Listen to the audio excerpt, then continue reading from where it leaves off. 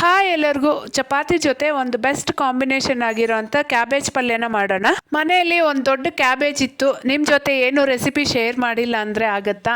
ಇಲ್ಲಿ ಒಂದು ಅರ್ಧ ಕ್ಯಾಬೇಜ್ನ ಸಣ್ಣದಾಗಿ ಕಟ್ ಮಾಡಿಕೊಂಡು 1/4 ಕಪ್ಪಷ್ಟು ಹೆಸರುಬೇಳೆನ 1 ಅವರ್ ನೆನೆಸಿಟ್ಟಿದ್ದೆ. ಈಗ ಇದನ್ನೆರಡನ್ನೂ ಒಂದು 15 ನಿಮಿಷ ಸ್ಟೀಮ್ ಮಾಡ್ಕೋಬೇಕು. ನೋಡ್ಕೊಳ್ಳಿ ಚೆನ್ನಾಗಿ ಬೆಂದಿದೆಯಾ ಅಂತ ಅಷ್ಟೇ. ಈಗ ಒಂದು ಮಿಕ್ಸರ್ ಜಾರ್ಗೆ ಅರ್ಧ ಕಪ್ಪಷ್ಟು ಹಸಿ ಕೊಬ್ಬರಿ, ಖಾರಕ್ಕೆ ತಕ್ಕಂಗೆ ಹಸಿಮೆಣಸಿನ್ಕಾಯಿ, ಒಂದು ಸ್ವಲ್ಪ ಕರಿಬೇವಿನೆಲೆ, 1 ಸ್ಪೂನಷ್ಟು ಜೀರಿಗೆ, ಹಾಗೆ ಸ್ವಲ್ಪ ಕೊತ್ತಂಬರಿ, ಇಷ್ಟನ್ನು ಹಾಕಿ ನೀರೇನು ಹಾಕ್ದಿರ ನುಣ್ಣಗೆ ರುಬ್ಕೋಬೇಕು.